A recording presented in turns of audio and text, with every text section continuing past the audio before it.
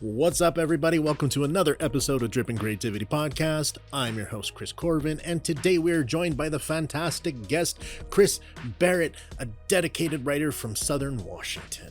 As we go through, we're going to learn all about his exciting creative process, his experiences with self-publishing, and his plans for the future.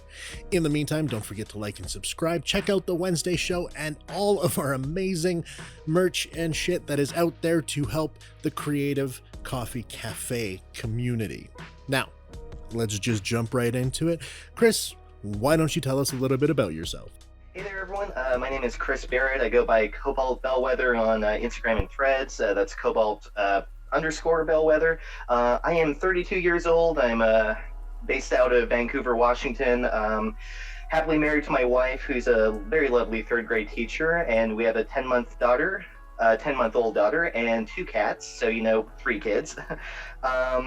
And my day job of almost 5 years is a medical support supervisor, but my passion, I think since I was almost 8 years old, has been creative writing. Excellent. Oh man, so 10-month-old. Yeah, I guess. Yeah, no, I remember those days well. How's the sleep schedule? I don't know how, but she actually nowadays is sleeping through the whole night. I'm knocking on wood every waking moment I have that this keeps up, but she is starting her teething right now, so it's been a little bit chaotic. But other than that, she's been a pretty cool baby. Enjoy it while you can. Trust me, man. I told the parents for a while there. My son's 19. Oh yeah. That the first 2 years, you're like, this isn't too bad, I can handle this, and then after year 3, it's just shit goes crazy for a couple years. It's nuts. So basically 3 to 5, not the best years for me. I didn't enjoy those ones as much, Yeah, that's what I'm hearing. Just trying to take it a day at a time and trying not to be too tripped up about the future. I'm sure we'll cross that bridge when we come to it, but yeah, as of right now, it'll be perfectly fine. Not too worried about that. All right, so you've been writing since childhood, right? Yeah. So I think it really started, like I said, when I was 8 years old. And my second grade teacher was super cool. And I really wish more teachers did this, but she would assign the class to write up short stories on our school computers. And then when we were done, she'd print them out and laminate our covers for it and put her name on the front and then bind them together into a little book for us. So the first book I ever published in that sense would have been a novelization of one of my favorite episodes of the Pokemon anime.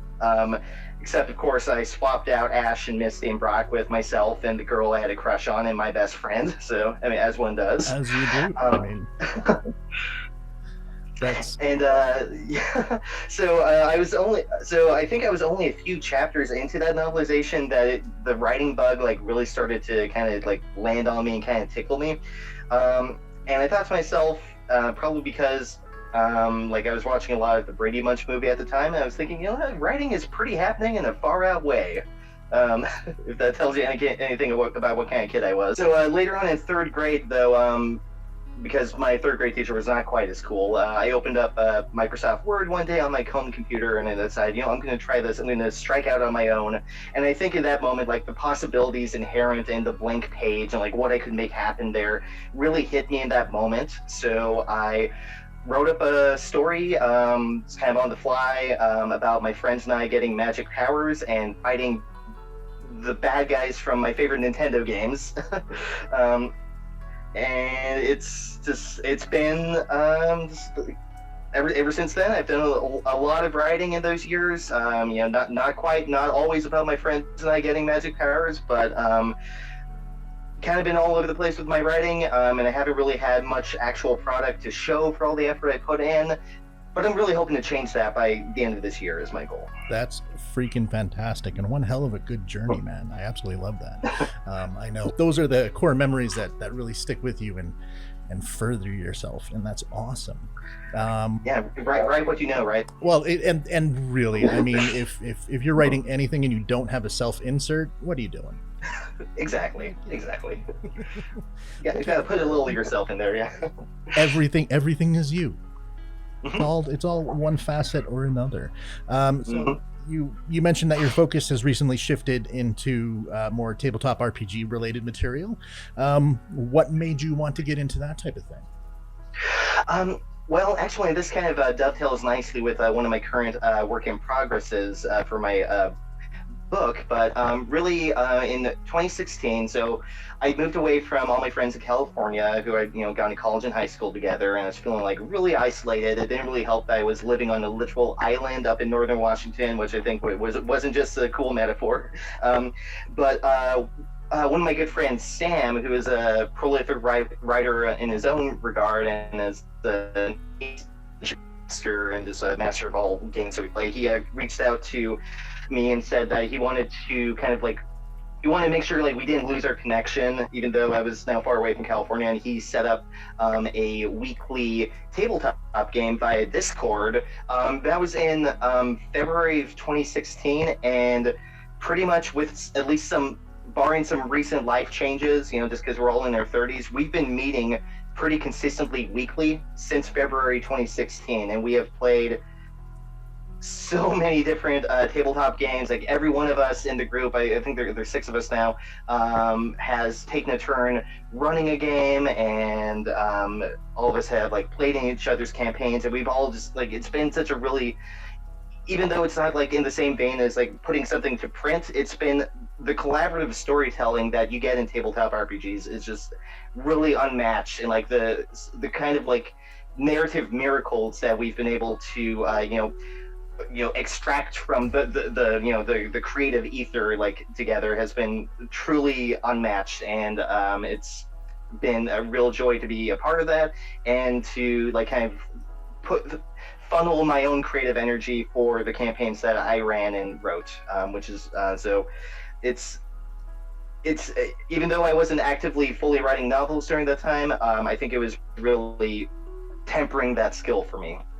Definitely. I think especially for me, tabletop RPG related stuff is one of the best creative outlets, because I mean, it can be any genre.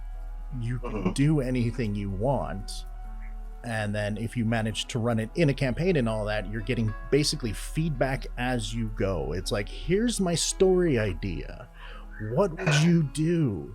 And you're getting that back, and you're like, oh yeah, no, that is a way better angle than I would have taken that. I love this, I'm going to run with this one.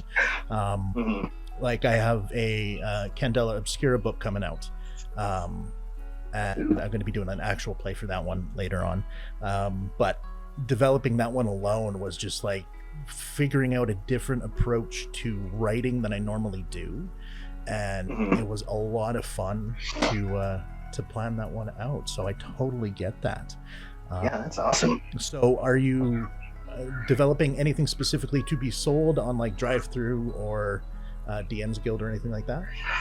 Oh, I've thought about that, but then I realized I really like my stuff, or at least for my tabletop stuff, I wanted to be a little bit more insular, just because like the effort that I put into it isn't as like much as like I would want to do for like putting out like an official publication. Plus, like a lot of my content has been really geared toward my friend group and like our niche interests and what have you. So, and a lot of what I've been doing is just more been like developing campaign settings and like overall plots. So I think all that to say is maybe one day down the line, I would love to kind of circle back and dive into that a little bit more, but like just right now, all my stuff has just been kind of like unofficial for my friends and I enjoyment at this time. There's nothing wrong with that at all. As long as you're creating, that's the big thing. Yes. Just keep those juices going. Yes. What is the Lunar Iniquity? What? Wow. Oh gosh. Oh, Lunar Iniquity. Iniquity. Man, it was Iniquity, one of those yes. words that my tongue was like, I can't say this word, and I don't know why. So oh gosh, no worries. It's a rare one for sure. I think part of I'm hoping that when people see them, like, what does this word mean? I want to know more about it.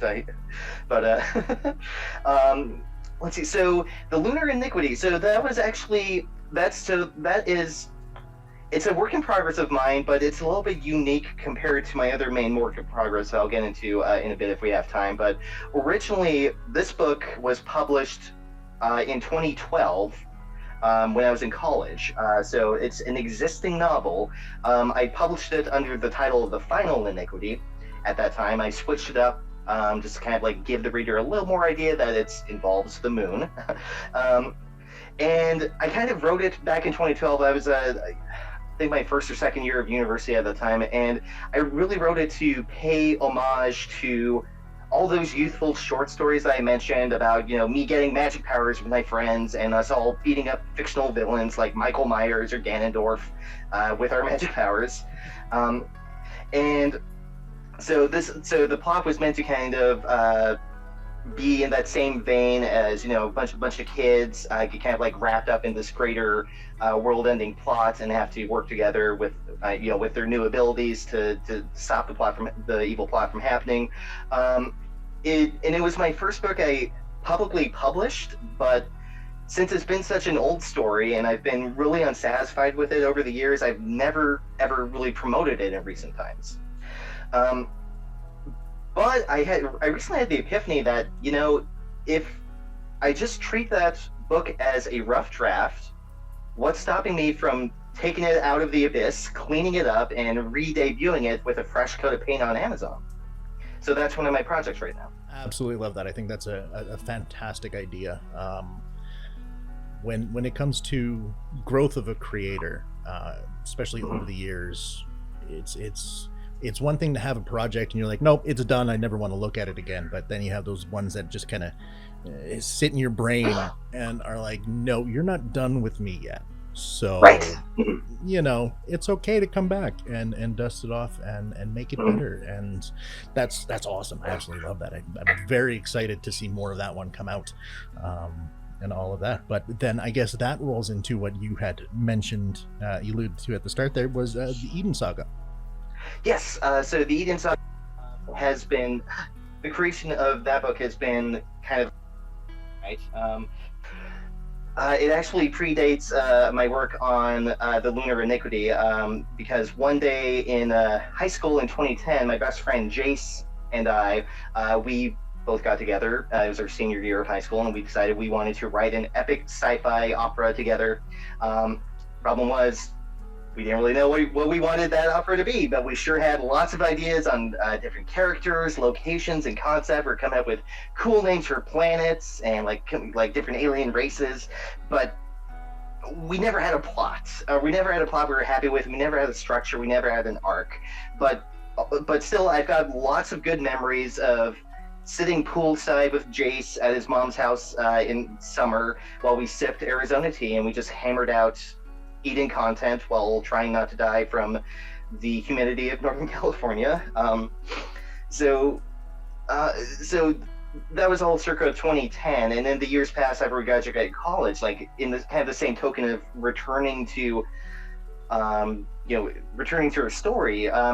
We kept trying to do something with this content and these characters, and like in the years since, like kind of between 2010 and I want to say 2014, 2015, we've probably, between the two of us, we've written hundreds of thousands of words in Eden content that I have like in a archive reserve file on my Google Drive ever since that point. But what we've been missing for almost a decade has been a plot, which is pretty critical to the process. But kind of to tie it back into my tabletopping history, so my friend Sam, who I mentioned, who got us in for the Star Wars tabletop RPG, when he invited me, he also invited my friend Jace, who we all knew each other in high school, and Jace was living out of town too.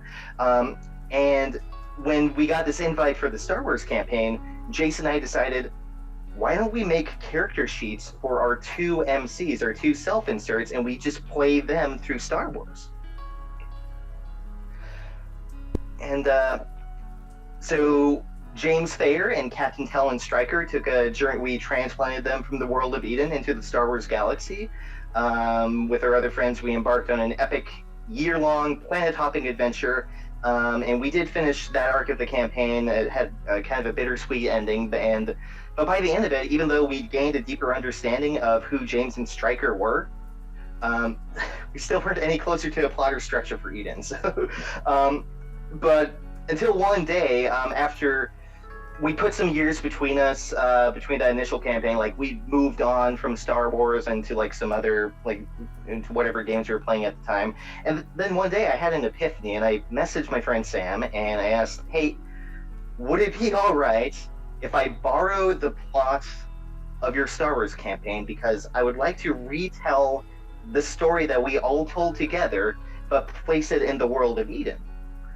And he was more than happy to put the story into my hands. And like with that new framework, I think everything really started to fall in place for Eden now that I had like this 3-act structure, or like multi-book structure, of where we started with session 1 all the way through the end game of the campaign. So right now, book 1 is so the overarching series is going to be called the Eden Saga. Book 1 is going to be called Edge of Asgardia. It's sitting at about 90k words right now, and it details the sequence of events leading up to our very first tabletop session of Star Wars. So it's like it's kind of an extended prologue, but it does some really juicy character work that we didn't really get into like during the actual tabletop campaign. It does a lot of good table setting, while I feel having a pretty good payoff like prior to like when things get kicked off. So that's been my labor of love over the past decade or so, and I'm really excited to like see them so close to like putting it out there with an actual plot finally.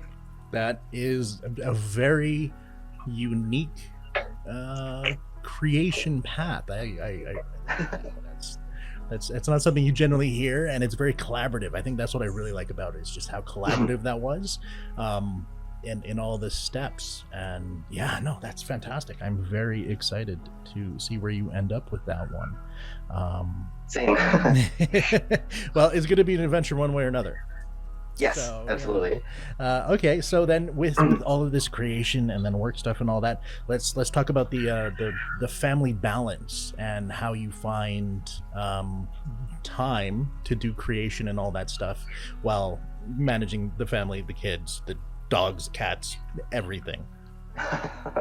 Yes, that has been a bit of a balancing act for sure, because of course, like I'm an author, but I'm a husband and father first, and I've as of late kind of been like on a general creative hiatus, at least when the baby was very young, just because 1, lack of sleep, and then 2, I just wanted to make sure that all my excess like bandwidth was devoted to her and giving her the attention that she needs, and for whatever she needed in the moment. But now that she's 10 months old, we've got a little bit more of a routine. I work from home, so I am incredibly lucky for the fact that I can work while I have the baby hanging out with me, like in your little play area by my work cubicle. Because I've been learning how to balance my work routine with raising my daughter, as that's progressed, I'm starting to kind of like find out ways to carve out extra time to work on my creative projects, whether that be, maybe I just get up super early in the morning before she has a chance to wake up and want to be fed, or maybe after I put her down for bed for the evening, just get online and start hammering away at something. I've been really trying to carve out just finding the opportunities in what's already a pretty packed day, and just making sure that I sit down and I dedicate that time to furthering my author goals, because I want to make sure that once she's older, I want to have something that I can like show her like in print and say like, hey, Dad, I wrote this, and then maybe tell her the story depending on depending on how violent the story turns out to be. I might have to skip some sections, but I think it's the toned down version. Yes, the watered down version. the kids pop version. Well, and that's entirely possible. I mean, to be able to build the story in the way you want, and then have a retelling in a way that's more acceptable by everyone, I think that's a very unique talent, and having a child like that is a very great way to kind of hone that skill of being able to go, okay, here's the story of the Godfather, okay, but we're going to tell it in a way where it doesn't seem like it's that bad. Uh-huh. I think something like that Yeah. is very good for being a creator. That's fantastic. But Yeah, you know, they find a stuffed horse animal in their bed or something, like a stuffed horse head. Like, yeah, you know, that would completely work.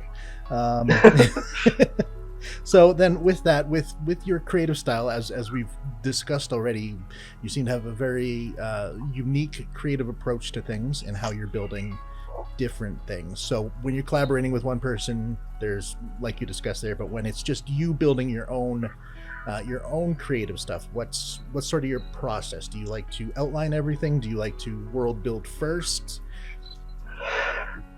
Let's see. So the world building aspect is a little difficult for me to like weigh in on, at least in my current stage right now, just because I'm operating off of worlds that I've built long ago. I think so. By that token, I think technically, like, I like to have an idea of like the world I'm working with to start out with.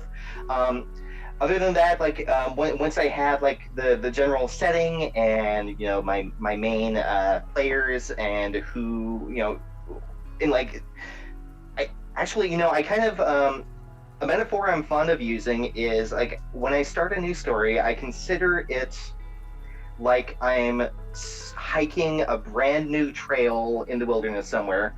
And before I go on that hike, like, I get a sense of the area. I know the general terrain, what that looks like, and I think of 3 major viewpoints that I want to hit on this trail. At that point, then I throw the map away, or I guess more, I don't throw it away completely, but like I don't look at it that often. I know, like, okay, hey, I want to venture out and find this mountain, and I'm going to get there however I get there. You know, maybe I'm going to walk the beaten path to that mountain. Maybe I'll just end up trailblazing and you know, going off and doing something else. But still, like, my end up goal is to veer and like find those 3 viewpoints, like, you know, what I consider to be the main climaxes of each act. So in that sense, like, I feel like I'm in between plotter and pantser, because I very much like I like to have like a loose structure, but then what I really like is sitting down to a new chapter, like having a nebulous goal in mind, and just kind of like starting typing and just like going cause and effect from, you know, action to action, and then seeing like where I end up and then how I get there. Because oftentimes, just doing that, I'll surprise myself, and something will come up that I feel is gold, but like I could never have planned for in a million years. Excellent. Very similar to mine. I think yeah, right on. a lot of that is very tabletop RPG-ish. Yes. You know, as the GM or the DM, you're like, I know what's going to happen. Will it happen? I don't know, but it'll be fun. Mm-hmm. And I think that it's more creative for me. I get more enjoyment out of the discovery of what a character is going to do over just knowing, you know? Yeah, absolutely. All right, so we've covered a whole lot. This is actually fantastic. This is man, you're just right on the ball with everything. It's great. Awesome, thank you. So then, I suppose, wild question that's not even on the list. What's your favorite tabletop RPG system? Oh man, that is tough. Oh gosh. Ooh. I've got a few for different reasons. I'm going to be super basic and say I really like 5e, just because it feels like at this point it just feels like home whenever I play with my friends. It's not without its flaws, but like it's got like that je ne sais quoi about it that I just, like, it makes it attractive to return to, even though like can be objectively better systems out there. I do really like the Star Wars tabletop system that we were using was based off the Edge of the Empire system. Are you familiar with that one? No, not so much. I mean, I know Edge of the Empire, but not the system. Gotcha. Okay, so the system, which later Fantasy Flight revamped into a more generic Genesis system. I'm a huge fan of that one just because the dice don't use numbers, they use little icons and images, and some of them cancel each other out and they mean different things.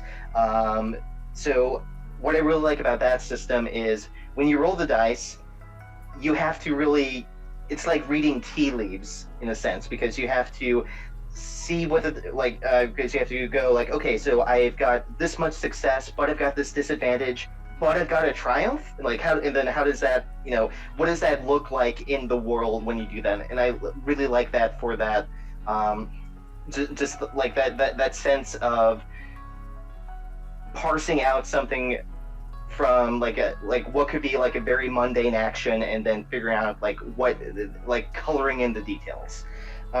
So I think that's a top for me too. I also really like the Call of Cthulhu system because it does such a really good job with just like impressing upon you like how minimal you are in this setting, and like how fragile and squishy you are, and just like how easily fractured your psyche can become like when faced with these terrible things. And I think that level of dread really just kind of like seeps into the rest of the experience, and I think like it kind of goes hand in hand with the story I'm trying to tell. So I guess I don't have like an absolute favorite, but I think those are my top three for sure. Those are all fantastic systems to go with. I think that's fantastic. I hear a baby crying in the background. Oh yeah, she's waking up from her nap. Yeah. It's like, oh yeah, I remember those days. Oh, I don't miss them. Oh. All right. Well, that actually brings us pretty much up until the 30-minute mark here, so we're doing pretty good. Just to wrap it up, let's go with. Do you have anything that you would like to promote right off the bat, and then just let us know where we can find you? All right, so I think in terms of promotion, what I'd really like to just put out on everyone's radar is please look out for the Lunar Iniquity. I'm going to be republishing that on Amazon KDP. I don't think it's going to take me too long. So we should hopefully have that or on Amazon by summer at the latest, fingers crossed. And then either by end of the year or early next year, I'm hoping to have the Eden Saga, Edge of Asgardia out as well. It'll also be on my Amazon page. And then, other than that, you can find me on Threads. I'm Cobalt _ Bellwether. That's BELLWETHER. I'm also that on Instagram. I don't really use my Instagram quite as much for creative purposes, but if you want to see some cute pictures of my cats and my baby, please join me. Other than that, I have recently joined the phenomenal Creative Coffee Cafe Discord, which has been, I haven't been there that long already, but it's already been such a really cool community, and it's given me the chance to join here and really connect with others. And I'm so glad I had the whim to join, because it's really paid off. Definitely. Well, and since you showed up, you have been a huge interactive member, and everyone loves you, so thank you so much for coming and joining us, and then coming on the podcast. This has been amazing, and I will let you get to your baby now. So we'll wrap this up, and thank you very much, and have a great day. You too. Thanks, Chris. That brings us to the end of our conversation with Chris Barrett. It was so amazing and wonderful, and I can't wait to read the books. Remember to check out his work and support his upcoming projects. A big thank you to Chris for joining us today and sharing your insights. And thank you to everybody who is currently listening. Don't forget to subscribe to the Drippin' Creativity podcast. You can find me, Chris Corvan, everywhere at Chris of the Void. Remember, stay creative, stay inspired, and until next time, see ya.